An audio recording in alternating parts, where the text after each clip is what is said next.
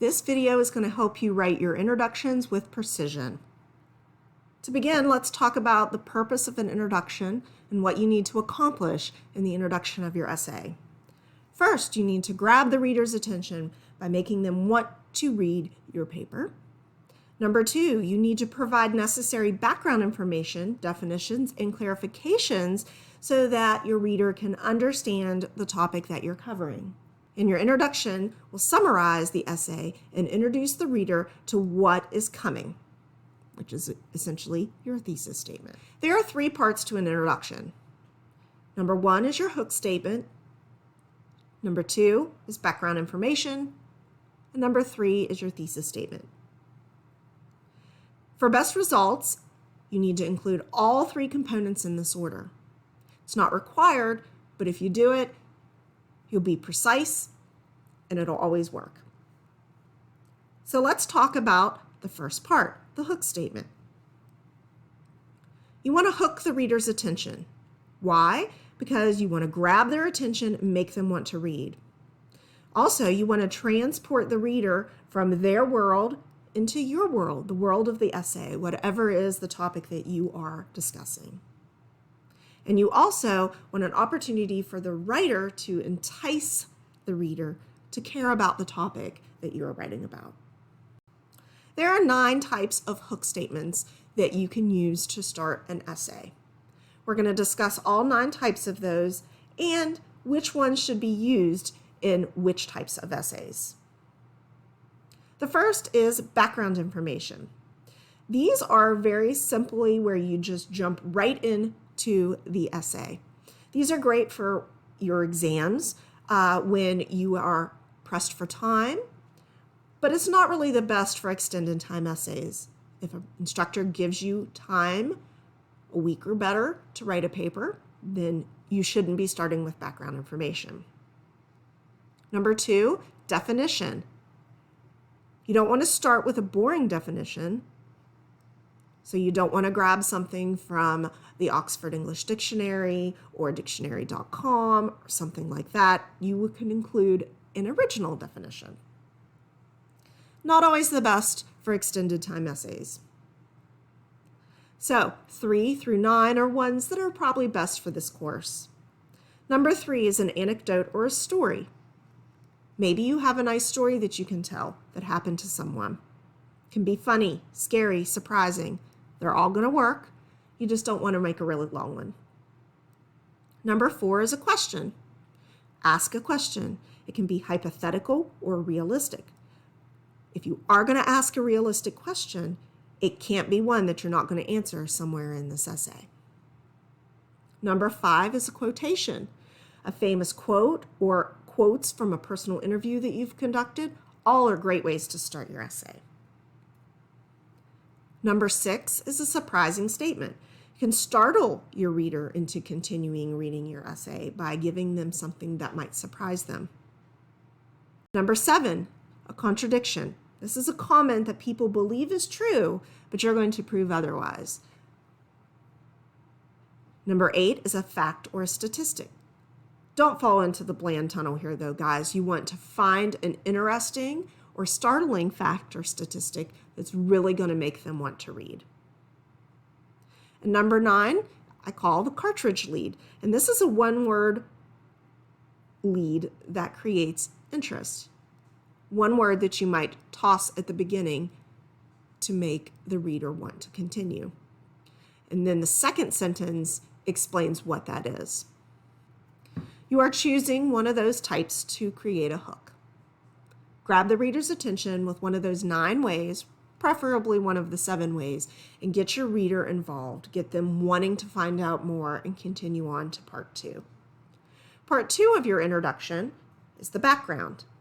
This section is the beef of your introduction. It's going to be 5 to 7 sentences of your introduction, and it should be the biggest part of your introduction. What belongs in the background? You want to give basic explanations if needed on the subject, but you don't want to get too basic. If your audience is unfamiliar with your subject, this might be where you need to explain some things to them. But if it's a common subject that people know a lot about, then you don't need to get too in-depth in your explanations. Your background information should include any definitions that might be needed. You really need to examine who your audience is and provide the necessary definitions based on that criteria. You don't want to give unnecessary or widely known definitions. If you are going to write an essay in the difference between in-person and virtual learning, you don't need to explain the difference between in-person and virtual learning. It's not something that needs done. I don't need definitions of those things. However, if you're writing to a very general audience and you are teaching them something that is completely new to them, you might need to provide some definitions to offer clarity. Lastly, your background information needs to narrow the subject down to a manageable topic. You need to make sure you know the difference between a subject and a topic.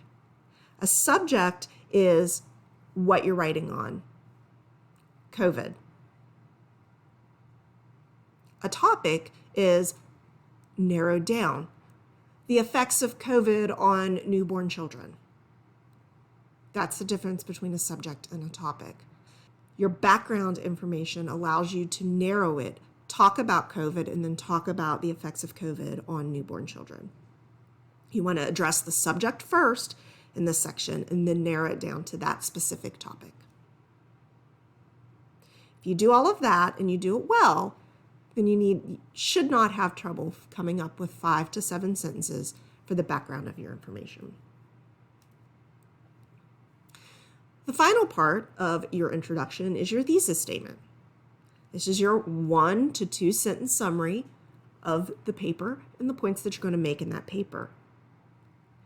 If you need a review of what a thesis statement is and how to write a strong one, please go back and view the video assignment on thesis statements. This will help you write a solid thesis statement for your paper. Let's talk about what not to do in your paper. In freshman composition, I often see these 2 things happen because you're a little unsure in your writing and you're new to the college scene. So let's talk about what you don't want to do. First, I don't want you to apologize. I often will see papers where a student will write, I'm not an expert, but I might not know a lot about this, but I know this. That's not true. You are an expert on your subject. You have spent the last week or better reading a bunch about your subject. You've been doing research on this topic, and the topic interests you a lot, or you wouldn't have chosen it to write about.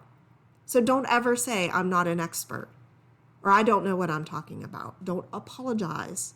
You know your topic. Just get to writing. The second thing you want to make sure you don't do in your introduction is you don't want to wander. That means you don't want to go off on tangents. You don't want to include information that isn't necessary into your essay. You don't want to put irrelevant comments in there that are going to distract that reader from the purpose of what it is you're writing about. If you distract them, they're going to stop reading because they're going to be confused. Stick with what we need to know in order to be able to read. Now that you know what goes into an introduction for an academic essay, let's look at what your video assignment is for this video. First, you want to read the student example provided.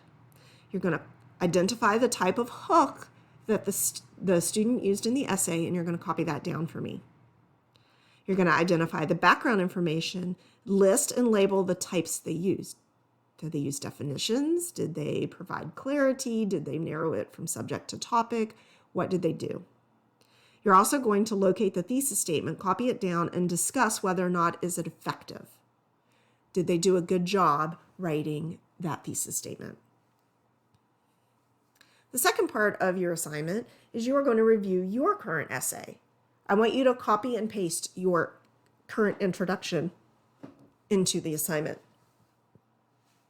I want you to identify any problems with your introduction using the slides in this video. Did you not write a hook? Or did you start straight into your background? Maybe you have some very basic definitions in there that aren't needed. Maybe you have them in a strange order that doesn't really work.